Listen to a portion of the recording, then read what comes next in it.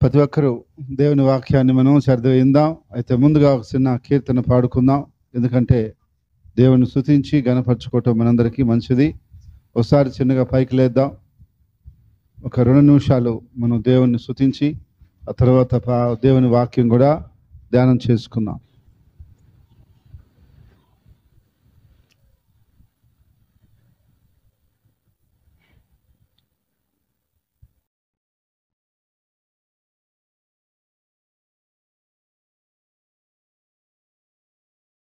అందరం కలిసి దేవుని గణపరుచుకొని ఆరాధిద్దాం.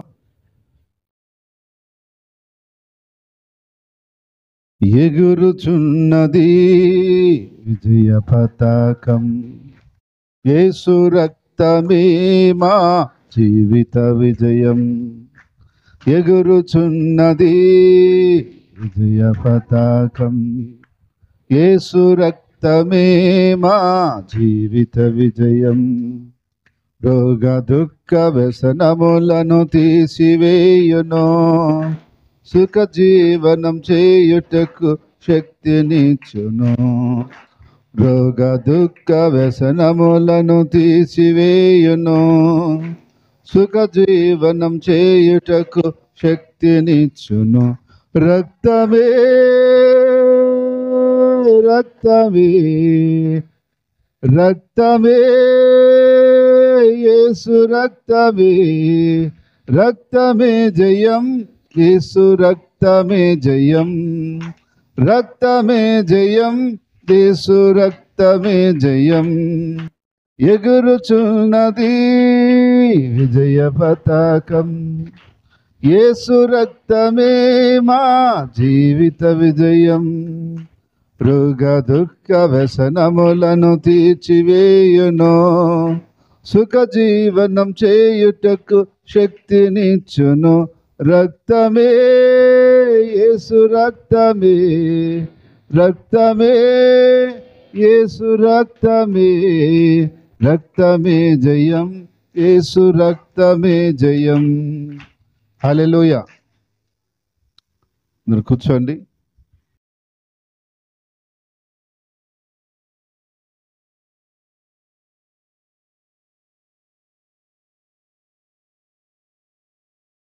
ఇక్కడ మనసు పెట్టిన వారందరూ హల్లెలూయా చెప్పి దేవుని స్తుతిద్దాం. హల్లెలూయా. ఇక్కడ మనసు లేకుండా బయట మనసు పెట్టిన వారందరూ హల్లెలూయా చెప్దాం. హల్లెలూయా.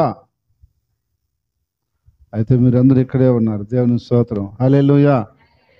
ఎందుకంటే మనం ఇక్కడ ఉన్న మన మనసు ఎట్టో బాగుంటుంది, దాన్ని ఏం ఆపలేం.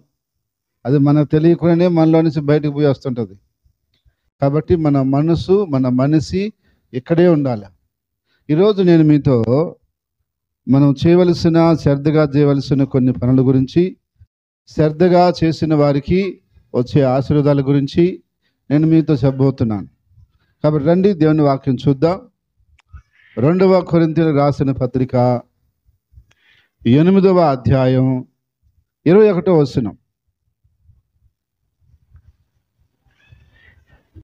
2వ కొరింథీయులకు రాసిన పత్రిక 8వ అధ్యాయం 21వ వచనం. మరియు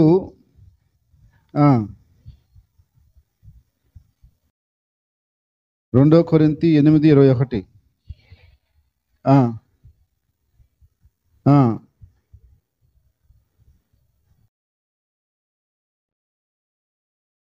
ఏంటంట? యోగ్యమైన వాటిని గురించి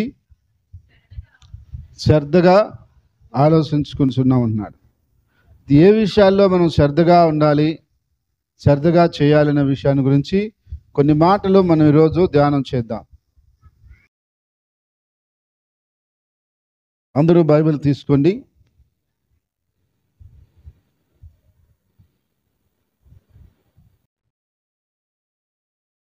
ఇంకోసారి చదువుదామా?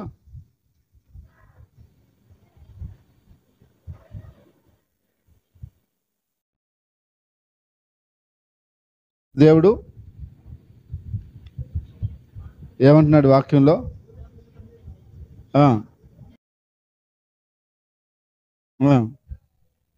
సరే, దేవుని దృష్టిలోనూ మనుషుల దృష్టిలోనూ యోగ్యమైన వాటిని గురించి శ్రద్ధగా ఆలోచిస్తున్నాం అంటున్నాడు. ఆలోచన చేయటంలో కూడా శ్రద్ధ ఉండాలి. ఏముండాలి? శ్రద్ధగా ఉండాలి. ఆలోచన చేసేది కూడా మనకు మేలుకరంగా ఉండాలి. కాబట్టి అందుకని దేవుని వాక్యం ఏం చెప్తుందంటే, మనం ఆలోచించే ఆలోచనలు ఏంటి? మనం ఆలోచించే ఆలోచనలు ఎట్టుండాలి? శ్రద్ధగా ఉండాలి. కాబట్టి ఏ విషయాల్లో శ్రద్ధగా ఉండాలో చూద్దాం. దినవృత్తాంత ద్వితీయోపదేశకాండము 28వ అధ్యాయము 1వ వచనం. ద్వితీయోపదేశకాండము 28 1వ వచనం. నీవు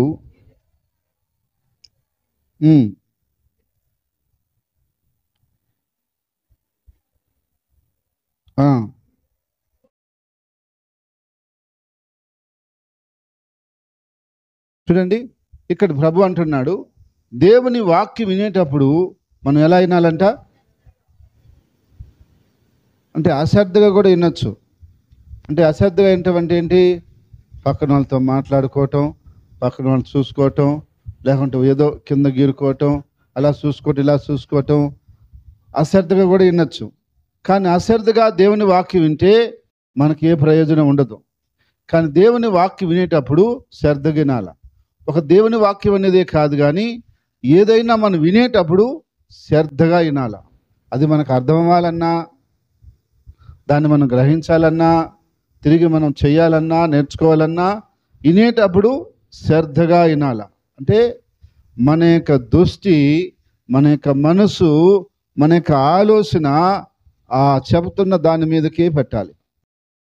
ఎప్పుడైతే దాని మీదకే పెడతామో ఏంది, అప్పుడు ఆ విషయాలు మన లోపలికి తీసుకుంటాం, లేకపోతే తీసుకోలేం. అయితే ఈరోజు చాలామందికి ఎందుకు అర్థం కాదంటే, వాళ్ళు శ్రద్ధగా వినరు. వింటారు కానీ శ్రద్ధగా వినరు. శ్రద్ధగా వినకపోతే ఏమవుతుంది?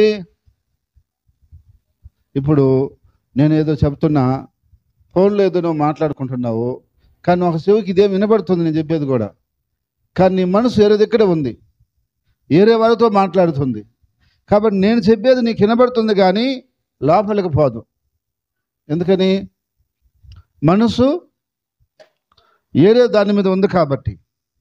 ఈరోజు నేను చెప్తున్న విషయం ఏంటంటే, దేవుని వాక్యం వినేటప్పుడు మనం శ్రద్ధగా వినాలి. ఎంత శ్రద్ధగా మనం వింటామో అంత శ్రద్ధగా దేవుని వాక్యం మనకి అర్థమవుతుంది. అది చాలామందికి అర్థం కాలేదు అంటారు. ఎందుకు అర్థం కాలేదు అంటే, వాళ్ళు శ్రద్ధ పెట్టలేదు. మనిషికి అర్థం కాకపోయేదంటే ఏం లేదు, పెద్ద అర్థమవుతుంది. కానీ మనం పెట్టే శ్రద్ధను బట్టి అర్థమవుతుంది. అది కొన్ని విషయాల్లో మనం చాలా శ్రద్ధ పెడతాం, అది మనకు బాగా అర్థమవుతుంది.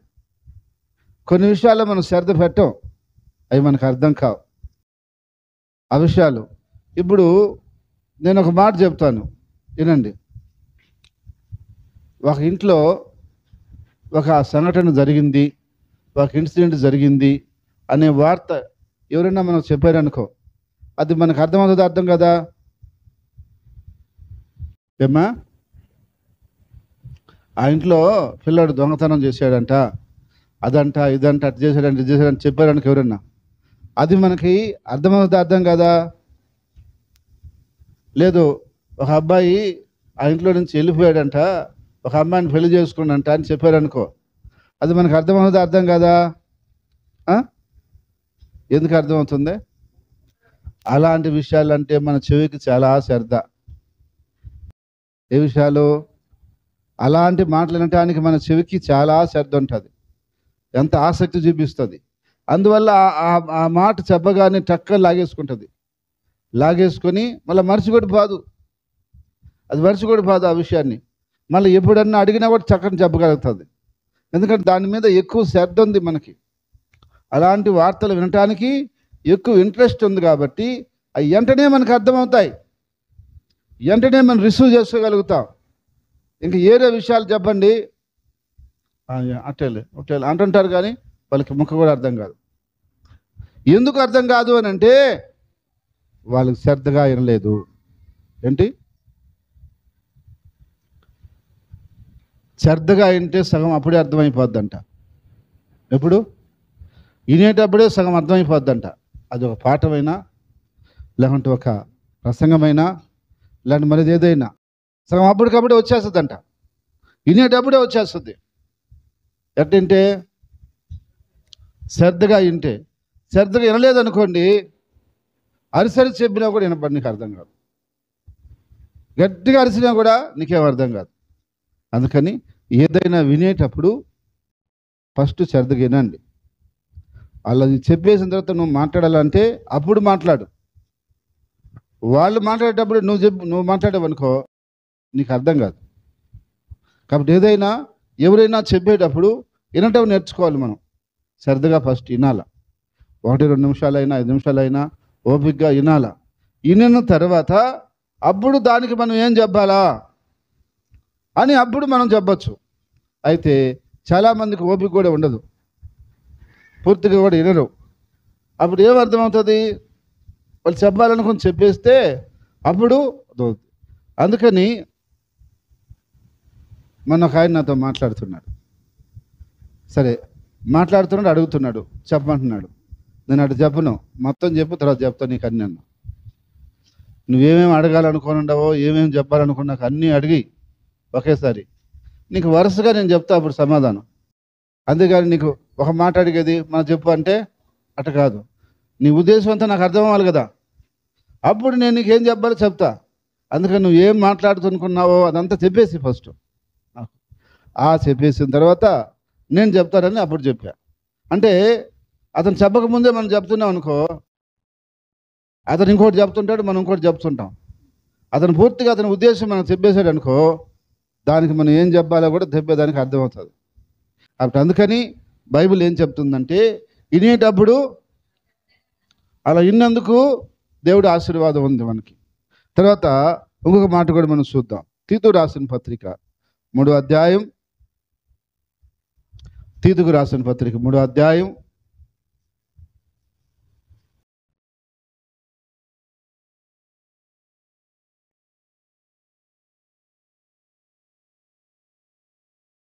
14వ వచనం.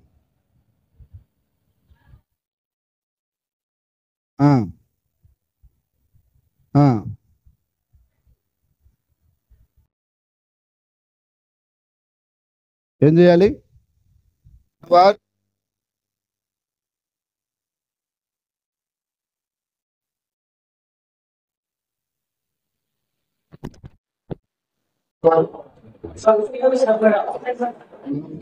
కావాలంటే సంక్రియలు కూడా చేయాలి. మంచి కార్యాలు జీవితంలో నేర్చుకోవాలి. చెడు కార్యాలు ఎన్నో చేసాం, కానీ ఇప్పుడు ఏం నేర్చుకోవాలంటే మంచి కార్యాలు చేయడం నేర్చుకోవాలి.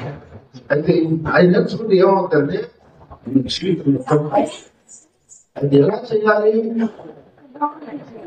సమయోచితంగా అవసరాన్ని బట్టి శ్రద్ధగా చేయాలి.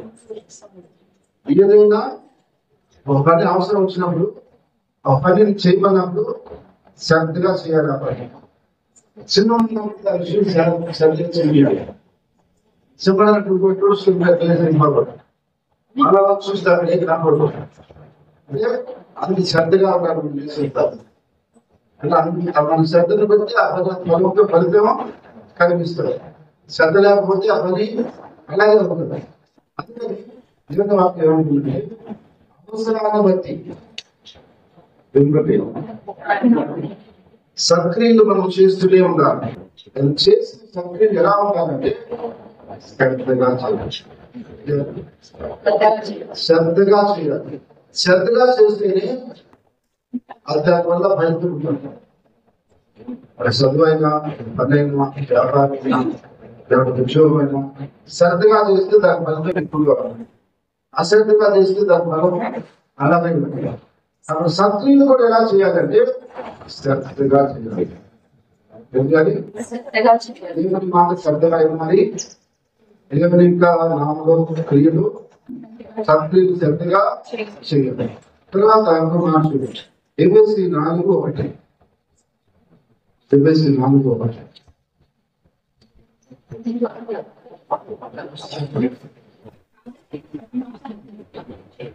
సమాధాన బృందం చేత ఆత్మ కలిగించే ఐక్యతను కాపాడుకుంటే ఉండాలి. అంటే కలిగిస్తుంది ఐక్యత, సాధారణ కలిగిస్తుంది ఎడబాటు. కాబట్టి మనం ఏం చేయాలి అంటే ఆ యొక్క ఐక్యతను కాపాడుకోవడంలో శ్రద్ధ పెట్టాలి. ఎందుకంటే నలుగురు కలిసి ఏదైనా కాలం పని కాదు. నలుగురు లేకుండా మన మక్కని పోరాటం ఏం చేయలేదు. కుటుంబంలో నలుగురు అనుకుంటే ఒక కార్యం చేయాలనుకుంటుంది, ఏదైనా చేస్తారు. లేదు ఒకరికంటే ఆ కార్యం బాగా జరగదు. కానీ అది చేయాలంటే ఐక్యత ఉండాలి. ఫస్ట్ ఏముండాలి? ఈరోజు సంఘం బలంగా ఉండాలంటే సంఘంలో ఐక్యత ఉండాలి. కుటుంబం బలంగా ఉండాలంటే కుటుంబంలో ఐక్యత ఉండాలి. ఒక ఊరు బలంగా ఉండాలంటే ఆ ఊరిలో ఐక్యత ఉండాలి. లేకపోతే బలంగా ఉంది. అది సామాన్యం ఏం చేస్తాడంటే రెండో ప్రజలకు చూస్తాడు, బిజెపి చూస్తాడు. ఎందుకంటే 10 గంటలు ఇవ్వడం కష్టం, 1 గంట ఇవ్వడం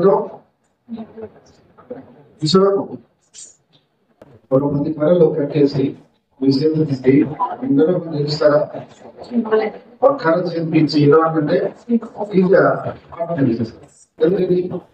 ఈజీ. అందులో సాధారణ కూడా ఏం చేస్తాడు, బట్టగా ఉన్నప్పుడు వేరు చేస్తాడు. అతను ఒక్కొక్క ముక్కలోని గాడ్ చేస్తాడు. అందుకని ఎప్పుడు ఐకమత్యంలోనే ఉండాలా, ఎప్పుడు ఆకాశంలోనే ఉండాలా. సగం అంటే ఏంటి? చుట్టూలోనే ఉండాలా. మనతో ఒకటి సంఘం చేసుకుంటూనే ఉంటారు, సహవాసంలోనే ఉండాలి.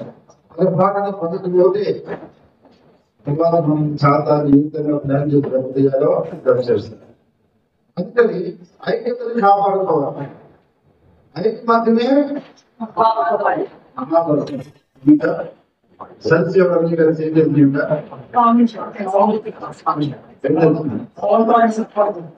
బలవంతమైన శ్యామ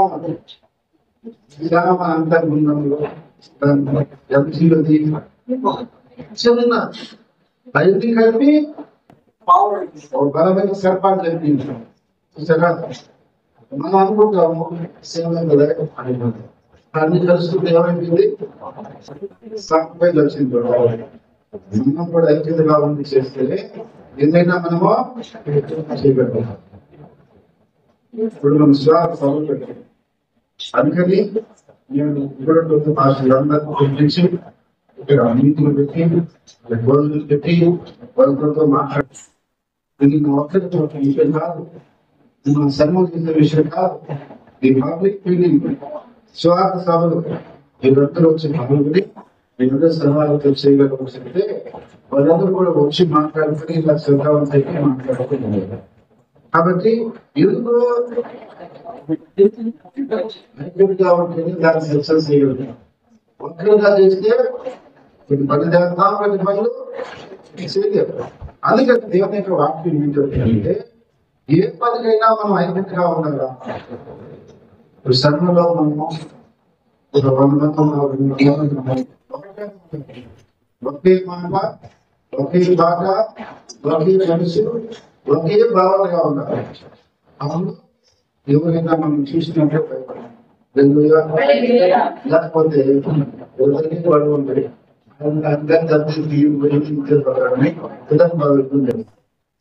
ఒకటి కొన్ని ఇష్టం ఉండొచ్చు మనలో, కానీ భక్తి కలిగి ఉంటారు. ఒకటిగానే ఉండాలి. అప్పుడు ద్వారా దేవుని అభిషేకము, దేవుని ఆశీర్వాదము, దేవుని నీళ్ళు ఉంటాయి. తర్వాత అభిషేకం రాసిన 12:13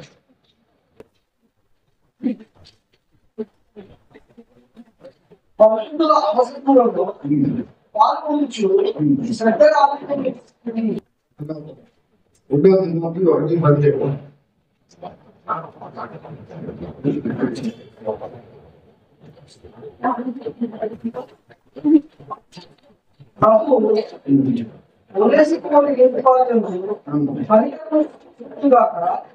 లోకానికి వచ్చినప్పుడు మన సైకిల్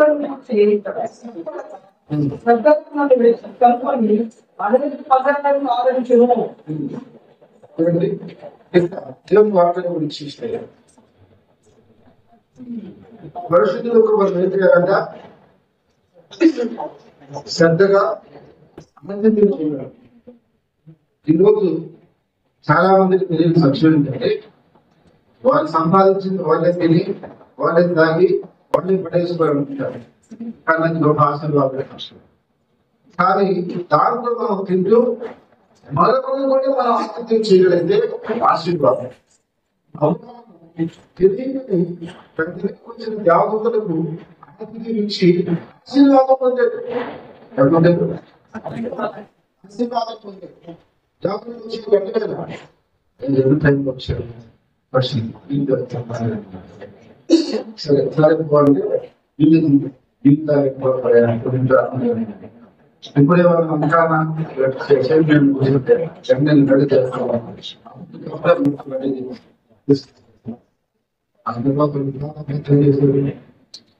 రెడీ చేసుకోవాలి. కదా కుమారుడు కానీ ఇది ఆయన ఆశించి చేయాలి. కానీ తెలియక చేశాడు. మంత్రులు చేయాలి, చేయాలని చేస్తాడు. కానీ ఆశీర్వాదం తెలియక పంపిస్తాడు. అదే ఈరోజు చాలా మంది ఆతిథ్యం చేయడం తెలియదు. సహోదరులు కానీ సహోదరులు కానీ మన పూట మంచిగా వాడి బోధనలు పెట్టి వాడిని ఆదరించడం మన కష్టం. వారి దీవెన మనకు దీవెన. అది చాలా మంది ఏం చేయదు, వారి ఎంతైనా ఎంతైనా పడేస్తారు. కానీ వారు శ్రద్ధగా పెట్టినా మనం కాదు కదా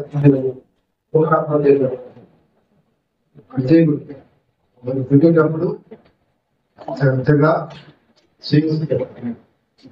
శ్రద్ధగా వాళ్ళు శ్రద్ధగా పెట్టిగా తినిపోవాలి. శ్రద్ధగా చేయాలి. అనుకున్నట్టుగా వాళ్ళు తిరిగి మిగిలితే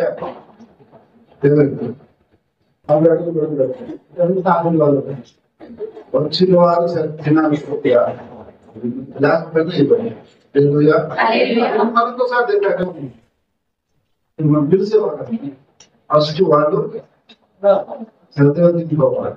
తర్వాత మనకి లేకపోయినా మనకిలోదే కదా, మనకి ఇబ్బంది మన దేవుడు అడగదు కదా. మా నష్టం తెలుసుకుంది కదా. కానీ పండుగ వచ్చేది వచ్చిన వాళ్ళకి కంట్రోల్ చేసి వాళ్ళకి చేయకూడదు. మనం ఆనందం చేయడం వ్యక్తి అంటే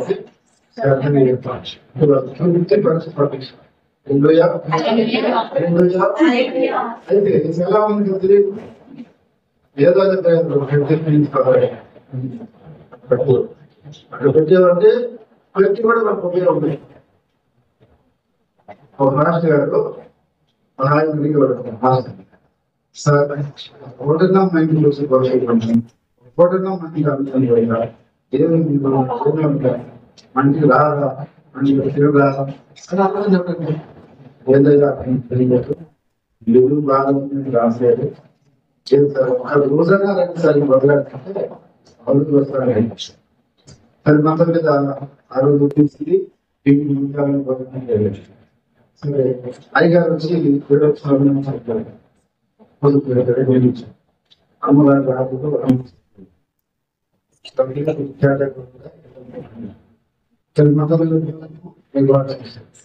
నేను ఫోన్ చేస్తున్నాడు. అమ్మగారు బయటకి అందించారు. కొనండి అంటే బయటకు వెళ్తున్నాడు. వస్తున్నాడు బయటకు వెళ్తున్నప్పుడు ఎవరైనా రాకుండా అనుకుని ఆయన కూడా ఆలోచిస్తున్నాడు. ఇది అప్పుడు పిల్లడు వచ్చాడు. పిల్లడు వచ్చి ఎవరన్నాడు చిన్నగా ఎవరే పడాలా మా ఇంటికి వచ్చి 10 తింటారు తింటున్నా ఉంటాయి. మా అమ్మ మా నాయన చెప్తాను ఇంకే వస్తుంది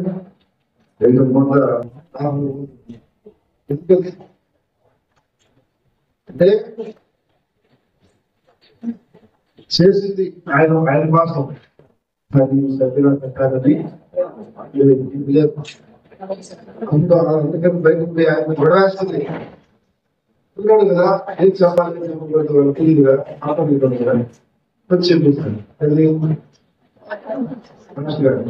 ఇంకా ఎక్కడ చెప్పాడు, సరే వాళ్ళకి తెలుసుకుని తెలిసి వాడు బాగా జరిగాడు అంటే అట్లా పెట్టకూడదు. నువ్వు ఏం చేసినా పోయి చదువుతాను ప్రేమ చేయి. ఏమంటుంది వాక్యము, భగవానికి ఎందుకు మాంసం ఎందుకంటే ప్రేమ చేసుకుంటా ఇంకా ప్రేమ పెట్టింది ఆకుకూరైనా ప్రేమ లేకుండా ఎందుకు మాంసం అంటే నువ్వు అన్ని విడిచిపెట్టినా ఉపయోగం లేదు, ప్రయోజనం లేదు. కాబట్టి నువ్వు చేసేది ఎట్లా చేయాలా, ఎట్లా చేయాలంటే శ్రద్ధగా చేయాలి. కాబట్టి ఆ విధంగా చేసినటువంటి అబ్రహాము ఆశీర్వాదం, ఇబ్బంది బైబిల్లో ఆశీర్వాదం ఉంటుంది, వ్యవహారం కావాలి. కూడా ఈ శ్రద్ధగా ఆసక్తి విషయం దేవుడు నాకు జీవితం కాకుండా ఎప్పుడైనా మనం ఆనందం చేసేటప్పుడు శ్రద్ధగా చేయగలం. లేదు లేదని పెట్టమని చెప్తున్నాం, శ్రద్ధగా అది మనకి ఆశీర్వాదం.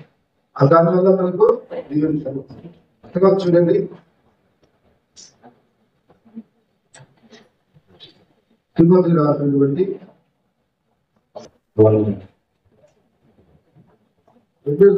పత్రిక 13:7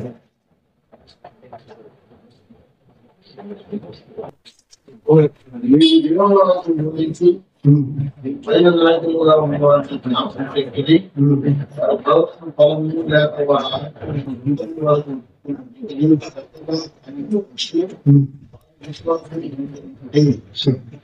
దేవుని వాక్యం బోధించి మీకు నాయకులుగా గమనించి వారి ప్రవర్తన పరమ చూసి వారి విశ్వాసాన్ని శ్రద్ధగా విశ్వాసాన్ని అనుసరించారు. దేవుడి సేవకుడు ఆయన ప్రవర్తన బల మనుషుడు మంచివాడు అయినప్పుడు ఆయన విశ్వాసాన్ని మనం కూడా అనుసరించి విశ్వాసంగా జీవితంలో నడుచుకోవడం అనేది మనకు ఆశీర్వాదం. అది ఇప్పుడు శ్రద్ధ గల వారికి వచ్చి ఆశీర్వాదం పెట్టాను కొందరికి ఏంటంటే గుర్తిస్తారు. ఒకటి మీరు చూసుకున్నారని నేను చెప్తుంటాను, టైం అయిపోయింది. 15:26 ఏమవుతుందంటే దేవుని వాక్యం శ్రద్ధగా అయిన వారికి ఏ రోగం రాకుండా కాపాడుతాను. దేవుని వాక్యం శ్రద్ధగా అయిన వారికి ఏ రోగం రాకుండా 5 కొంచెం రోగాలు రాకుండా కాపాడుతాను. తర్వాత 19:5 ఏమవుతుందంటే దేవుని వాక్యం శ్రద్ధగా అయిన వారిని నాకు స్వకీయమైన సంపదగా నేను చేసుకుంటాను. తర్వాత 23:1 ఏమంటే దాని వారిని సమస్త జీవనం కంటే హెచ్చరికగా నేను ఆశీర్వదిస్తానని చెప్పి దేవుడు చెప్పాడు. తర్వాత ఇంకా సామెతలు 10:4 చదవండి. ఈ మాట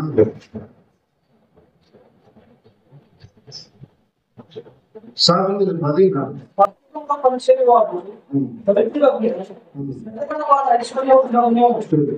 పెద్దగా పనిచేస్తే వెళ్ళిపోతారు, శ్రద్ధగా వాడు వెళ్ళిపోతారు. తర్వాత 12:24 సామెతలు శ్రద్ధగా పనిచేయవాడు ఏర్పడి చేయదు శోభను వెంటనే చేయవలసిన సుమో. తేడా గమనించండి. శ్రద్ధగా పనిచేస్తుంటే రేపు ఏమైనా యాక్ట్ వస్తుంది మంచిది, ఏదో రోజు చేసే వాళ్ళుగా మనం సెట్ అవుతాం. సోమరుగా ఉండి శ్రద్ధగా చేయకుంటే నువ్వు కాలం అయితే నీవు ఎంచుకొని చేసుకునే స్థితిలో ఉండాలంటే లేదు, ఏదో కూడా చేసే స్థితిలో ఉండాలి అంటే నువ్వు కష్టపడే దాన్ని బట్టి రేపు నీ పొజిషన్ నిర్ణయించబడ్డావు. ఈరోజు నువ్వు అలా కష్టపడకుండా ట్రైనింగ్ చేసి తిరిగేసేవాడు. నేను బతకడానికి ఏదో పని చేసుకుని బతకాలి తప్పదు కదా. అంటే ఎందుకు పోయాలా, ఏం చేద్దాం, ఏదైనా చేయాలా కదా, అన్నాను బతకాలి కదా, బతకాలి కదా. ఎందుకు ఏదో పని చేసుకుని బతకాలి, బతకదా. ఎందుకు పెడతారు, 25 అమ్మానాలు పెడతారు, రేపు పెడతారు, పెడతారా? కాబట్టి అది ఇప్పుడు నిర్ణయించుకోవాలి. ఏమని ఏడుపు చేసేవాడిగా ఉండాలా, లేకపోతే ఇటుపడి చేసేవాడిగా ఉండాలన్నది మనం కష్టపడి మనం శ్రద్ధగా కష్టపడితే మన స్థితిని మనం చూస్తాం. లేదు ఇటుపడి చేసుకుంటానంటే మాత్రం నువ్వు చదవలేదు, గంట కూడా బతుకుతాం. భూమి మీద పడి బతుకున్నప్పుడు బతకాలండి, బతకదా బతుకుతారు. కొందరు ఏడుపు చేస్తారు, బతుకుతున్నారు, ఎట్టి పనులు చేసుకుంటారు, బాగుంటున్నారు. అయితే మనకేం కావాలి, మనకేం కావాలి? ఏర్పాటు చేసే బతికే బతుకు కావాలా, ఏర్పాటు చేసే బతుకు బతుకు కావాలా? ఆలోచించుకోవాలి. అది కావాలంటే ఇది కష్టపడాలి. కష్టపడకపోతే నీకు రాదు. ఎప్పుడేం చేయాలా, ఎప్పుడైనా చేసుకోవాలా. ఎందుకంటే ఏదో పని చేసుకుని బతకాలని మనతో అదే కానీ కష్టపడ్డావా దాని ఫలితం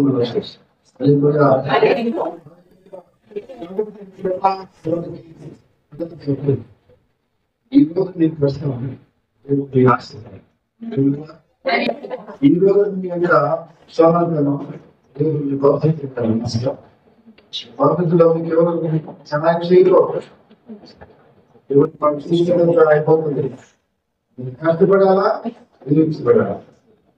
కష్టపడకుండా బతకాలంటే అది కష్టపడే ఆశీర్వదించబడాలి. అందుకని ఏం చేయాలి, శ్రద్ధగా పనిచేస్తే ఏడుపులు చేస్తావు, అశ్రద్ధగా చేసుకుంటే ఏడు పని చేయాల్సిన పరిస్థితి. చూడండి సాగులు గ్రంథము 13:4.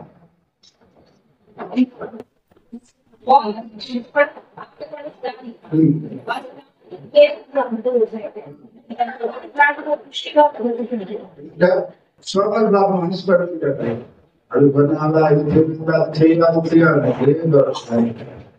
అదే శ్రద్ధ గల వారి ప్రాణం అనుభూతిలో చేసుకుంటాడు, సాధించుకుంటాడు, తృప్తిగా ఉంటాడు, సంతృప్తిగా ఉంటాడు. అందుకని దేవుని యొక్క వాక్యం చెబుతుంది మనం శ్రద్ధగా పని చేయాలి. సాము 21:5. సాము 21.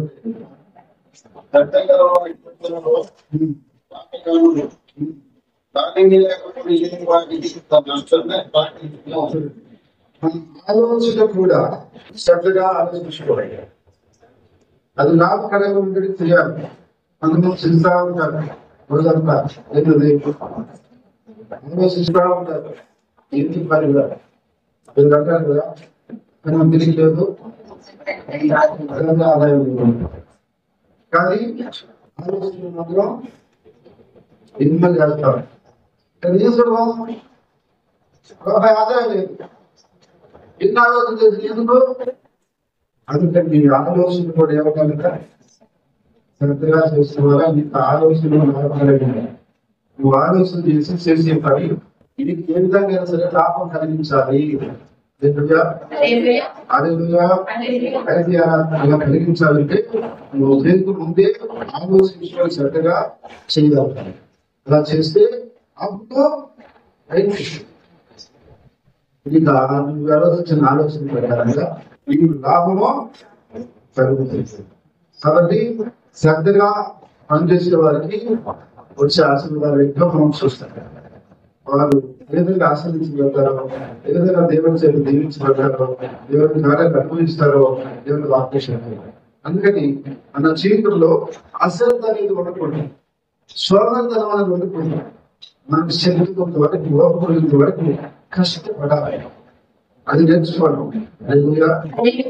విలువ చాలా మందికి ఈజీగా బ్రతకాలని నేర్చుకుంటాం. మోసం చేయాలా, తిన్నాడు దగ్గర చేయాలా,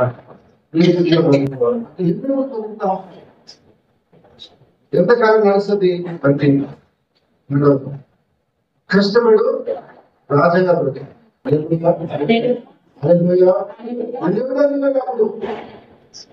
కష్టపడకుండా మోసము ఈ యొక్క ప్రకృతులను నేర్చుకుని ఇలాంటి చేసేవాటే అది పది కాలం నడుస్తుంది. అసలు మనం కష్టపడాల తెలుగు వారు ఆలోచించుకొని లాభకరమైన పనులు చేసుకొని సాధారణ పెడితే దేవుడి నుండి రాబోయే రోజుల్లో ఆశీర్వాదకరంగా ఉంచుకుంటారు.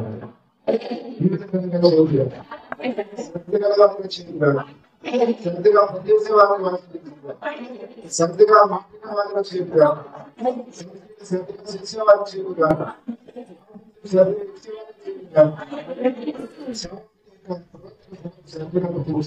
విశ్వాసం అనుసరించే వారిని చేరుగా ప్రేమల తండ్రి ప్రజల దేవాలయ స్తోత్రాలు. ఇంతవరకు నువ్వు మాట్లాడుతున్నావు రీతిగా నువ్వు సరిగా సరువులు కలుసుకోవాలి, సరిగ్గా జీవించాలి, సరిగ్గా బ్రతకాలో ఆ దిశగా మనం నడిపించింది ఆస్వాదించి సహాయం చేయాలి. ఏసునామమున ప్రార్థిస్తున్నాము. ప్రభు